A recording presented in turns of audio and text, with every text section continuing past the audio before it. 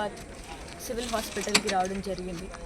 మరి ఇక్కడ రావడానికి గల ముఖ్య కారణం ఏంటంటే ఇదే సుల్తానాబాద్ పట్టణంలో ఉన్నటువంటి శాస్త్రీనగర్లో ఉండేటటువంటి గురుకుల స్కూల్లో పిల్లలు ఆహారం తిని అది ఫుడ్ పాయిజనింగ్ లెక్క మారడం జరిగింది.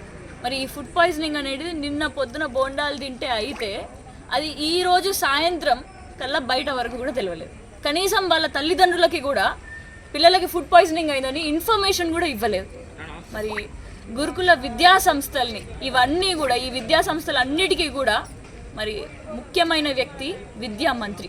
ఆ విద్యాశాఖ మంత్రి ఆ విద్యా కేంద్రం ఎవరి దగ్గరనో కాదు, మన ముఖ్యమంత్రి రేవంత్ రెడ్డి గారి చేతుల్లోనే ఉంది. కానీ అలాంటి విద్యాశాఖ మంత్రిగా ఉండేటటువంటి రేవంత్ రెడ్డి గారు నేడు ఎక్కడ చూసుకున్నా కూడా గురుకులలో చదువుకునే విద్యార్థులకి ఫుడ్ పాయిజనింగ్ తోటి మొన్ననే 2 రోజుల క్రితం భువనగిరిలో భోపాలపల్లిలో ఒక అబ్బాయి చిన్న చిన్న పిల్లలు వాళ్ళు డాక్టర్లు ఇంజనీర్లు కావాలని చెప్పేసి కలలుగా అంటారు. అట్లాంటి పిల్లలు మొన్న ఫుడ్ పాయిజనింగ్ తోటి చనిపోవడం జరిగింది. మరి ఇక్కడ నేడు ఈరోజు మా సుల్తానాబాద్ పట్టణంలో కూడా అదే విధంగా ఫుడ్ పాయిజనింగ్ తోటి 25 మంది పిల్లలు చిన్నారులు మరి వాళ్ళు గోసపడుతున్నారు.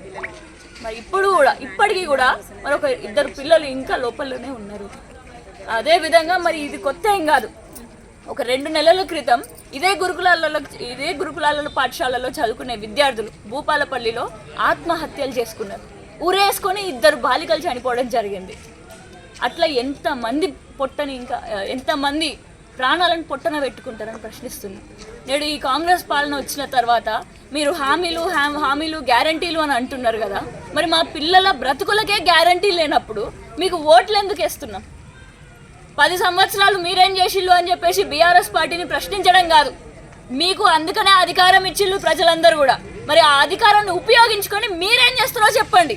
అంతేగాని 10 సంవత్సరాలు మీరు చేసిలా అరే భయ్ ఇప్పుడు అధికారం లేదు బీఆర్ఎస్కి, ఇంకేమంటారు?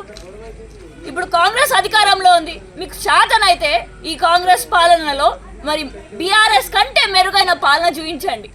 అంతేగాని చాతగాక ఈ మా పిల్లలు మా చిన్నారులు చచ్చిపోతున్నా కూడా మీరు కనీసం పట్టించుకోకుండా, మీరు కనీసం అసలు ఒక ఫుడ్ ఇన్స్పెక్టర్ని కూడా పంపించలేకుండా, అదే విధంగా మరి వీళ్ళ సైకలాజికల్ టెస్ట్లు చేయమని చెప్పేసి డిమాండ్ చేస్తే దానికి కూడా కనీసం పట్టించుకోకుండా అసలు విద్యాశాఖనే నిర్లక్ష్యానికి గురి చేస్తూ మరి విద్యాశాఖ మంత్రికి కూడా సపరేట్ మంత్రిని పెట్టకుండా విధులు నిర్వహిస్తున్నారు అని అంటే మీరు రాజకీయం చేసేది కేవలం పదుల కోసమా అని చెప్పేసి ప్రశ్నిస్తున్నాం.